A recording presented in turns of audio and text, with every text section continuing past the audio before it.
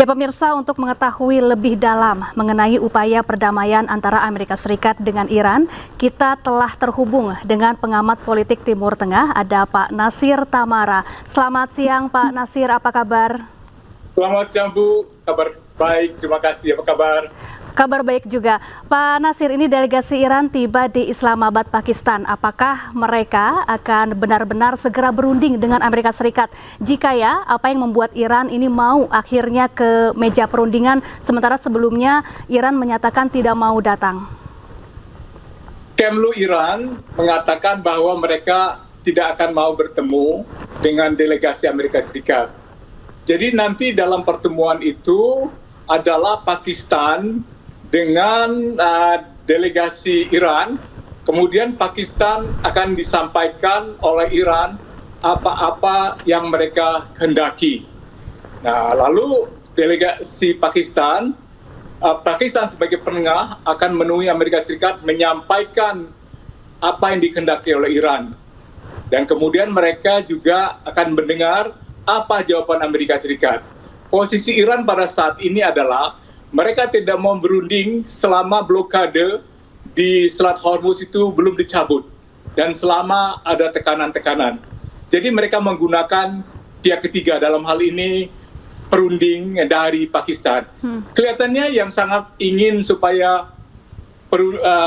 gencatan senjata ini menjadi perdamaian adalah pihak Pakistan, karena mereka sudah mempertaruhkan semua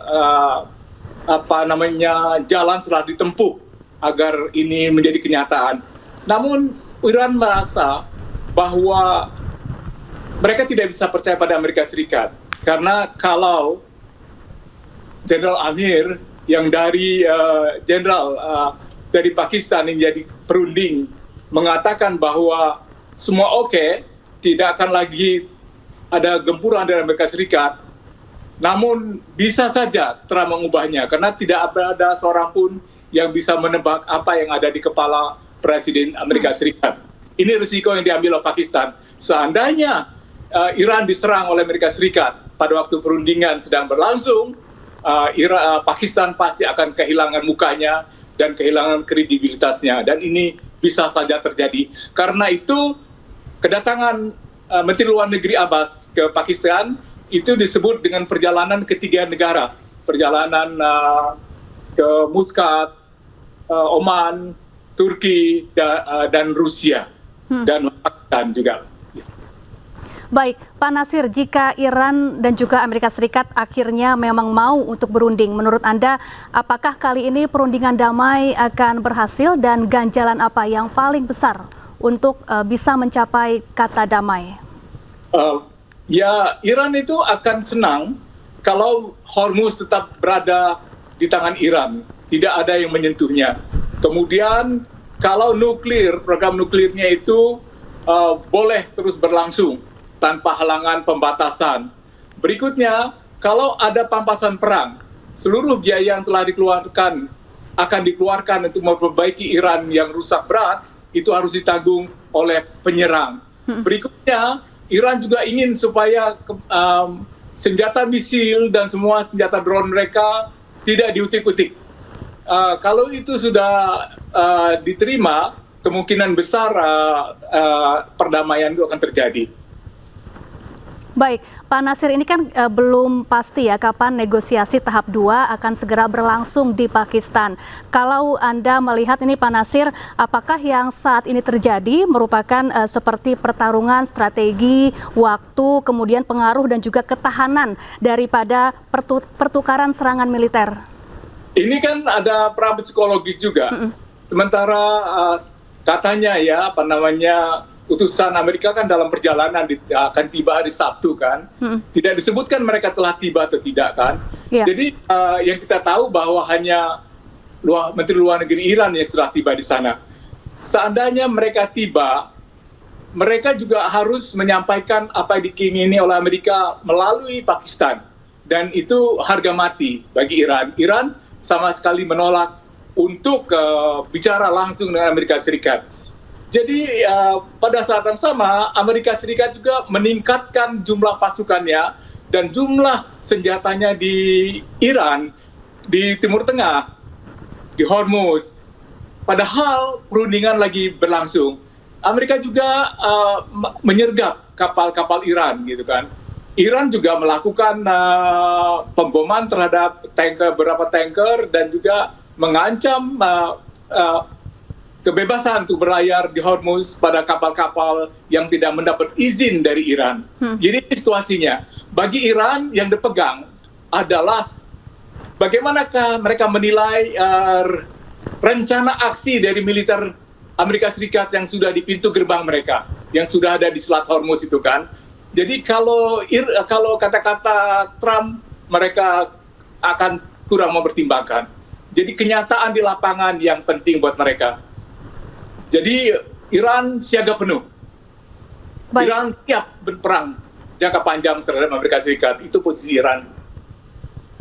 Baik, terkait Selat Hormuz nih Pak Natsir, mengapa hingga kini kedua belah pihak baik Iran maupun Amerika Serikat masih mempertahankan situasi di Selat Hormuz, sementara ini tentunya sangat berdampak pada perdagangan maupun perekonomian global? Karena ini adalah bargaining chips, ini adalah alat untuk menekan, untuk tawar-menawar. Posisinya itu sangat strategis karena 20% dari minyak dan gas dunia kan lewat di sini. Dan sekarang banyak sekali negara yang sudah kewalahan karena harga obat sudah naik, harga makanan sudah naik, harga energi sudah naik, transportasi sudah naik. Dan ini menggelisahkan dunia. Dunia penuh kekhawatiran. Jadi siapa yang menyerah lebih dulu dalam hal ini, mereka seakan-akan berada di atas angin. Karena itu Iran tidak mau. Karena ini adalah kunci utama Iran untuk mempertahankan negaranya. Baik. Dan ini juga buat Amerika segala landasan untuk menekan Iran. Oke, apa yang alot perundingannya, alot sekali. Baik, Pak Natsir, apa yang kemudian bisa menjadi titik temu atau win-win solution antara Amerika Serikat dan Iran untuk meredakan ketegangan ini? Salah satu yang saya pikirkan adalah Amerika Serikat bisa dan Iran bisa bersepakat untuk ada sebuah negara-negara yang mengawasi, mungkin berunding bersama tentang masa depan Selat Hormuz, dan itu pasti akan mengundang Tiongkok dan Rusia di situ. Jadi yang mereka negara-negara yang pro Iran, tidak hanya Amerika dan Israel. Itu saya rasa kalau didapat kesepakatan di situ, di mana Iran berdaulat sepenuhnya di Hormuz, tetapi juga bisa diadakan pengaturan-pengaturan di mana Selat Hormuz bebas. Karena sebelum perang 28 Februari, Selat Hormuz itu bebas. Amerika yang membuat itu di blokade. Jadi Iran kepingin seperti sebelumnya gitu, dan itu harus ada jaminan. Dan Iran itu salah satu yang permintaannya dari 10 itu adalah Amerika harus berjanji untuk sama sekali berhenti menyerang Iran, Amerika dan Israel. Dan perdamaiannya itu yang harus diawasi oleh semua. Seandainya Amerika dan Israel menyerang setelah ditandatangani, maka Amerika harus diberi sanksi yang seberat-beratnya oleh dunia internasional. Kalau itu disetujui oleh Amerika Serikat, maka jalannya perundingan akan menjadi lebih lancar. Baik, kemudian terkait gencatan senjata antara AS dengan Iran nih Pak Natsir. Amerika Serikat kan memperpanjang gencatan senjata secara sepihak. Apakah ini salah satu taktik Amerika untuk mengulur waktu dan melakukan serangan mendadak ke Iran seperti yang dicurigai oleh pihak Iran? Betul sekali, karena ini unilateral, sepihak, dan dikatakan tanpa batas waktu kan. Nah, yang pertama itu memang mengulur waktu bagi Amerika untuk mempersiapkan diri untuk menyerang Iran. Tapi juga Iran bisa menggunakan kesempatan ini untuk membangun kekuatan militernya. Bisa saja senjata-senjata bantuan dari Rusia dan Tiongkok yang sangat canggih gitu, ditambah dengan senjata-senjata yang dimiliki oleh Iran itu akan bisa menghantam pasukan Amerika Serikat, sehingga pasukan Amerika Serikat bisa menemui kehancuran seperti di Vietnam dulu, Pak. Meskipun dia perkasa waktu perang Vietnam, namun bisa dihancurkan oleh pasukan Vietcong yang senjatanya jauh lebih sederhana daripada Amerika Serikat. Oke. Jadi contoh perang Vietnam itu bisa menjadi gambaran apa yang akan terjadi kalau Amerika ngotot. Gitu. Baik, sementara itu Menteri Pertahanan Israel ini juga menyatakan siap untuk melanjutkan perang melawan Iran dan masih menunggu lampu hijau dari Amerika Serikat. Bagaimana Anda melihat eskalasi konflik ini ke depannya, Pak Natsir? Apakah Israel mempunyai kemampuan untuk perang lagi? Dia kan sudah kalah luntuk ya. Sudah sulit sekali. Pasukan negara itu cuma 10 juta orang penduduknya. Tentaranya sedikit. Dan mereka itu overstretched. Mereka digunakan untuk menyerang Iran, menyerang Libanon, menyerang Gaza, sehingga banyak sekali kewalahan. Sedangkan mereka mengalami kesulitan untuk mencari sukarelawan yang mau perang. Moralnya sudah jatuh, tapi mereka masih galak, menggertak. Tapi kan sudah ketahuan gertaknya itu oleh Iran, dijawab dengan misil dan drone Iran, membuat Israel rusak berat, sehingga meminta banyak penghentian permusuhan lah gitu dengan cara tidak langsung. Mungkin Israel ada di pihak yang meminta supaya ada gencatan senjata dan juga kepada semuanya agar terjadi perdamaian, karena saya rasa secara ekonomi Amerika tidak akan bisa membantu lagi karena Amerika mengeluarkan $1 miliar biayanya.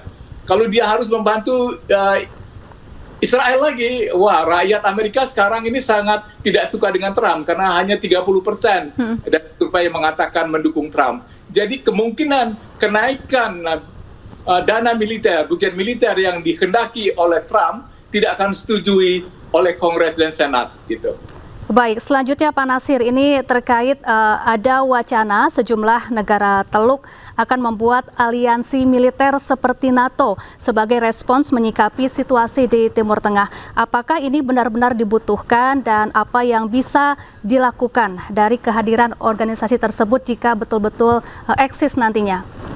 Ya, saya bisa bayangkan Saudi Arabia, Mesir, dan Turki itu akan membuat sebuah aliansi besar gitu kan. Sementara Iran juga kan masih mempunyai poros perlawanan dengan Libanon, Palestina, lalu Irak, Yaman, dan juga Syria ya. Jadi nanti ada dua aliansi, dan aliansi seandainya terjadi antara Mesir, Turki, ini kan dan Saudi Arabia, ini akan merupakan kekuatan. Jadi Israel akan terkepung oleh negara-negara yang beraliansi, dan itu merupakan sebuah peta baru dari geopolitik dan geomiliter di Timur Tengah yang akan menentukan masa depan. Kemudian apa dampaknya bagi negara-negara Teluk tersebut, Pak Natsir? Artinya negara-negara GCC seperti Qatar, Bahrain, yang ya United Arab Emirates semua sudah menjadi tidak relevan lagi. Mereka akan diabaikan. Berarti Amerika tidak bisa mempunyai pangkalan lagi di situ. Dan memang sekarang mereka kesulitan untuk membangun kembali. Bahkan Uni Arab Emirates kan minta bantuan Amerika untuk di bailout karena kerusakannya sudah sangat parah gitu. Jadi memang yang akan jadi korban besar itu adalah negara-negara Teluk yang bergabung di dalam GCC. Halo?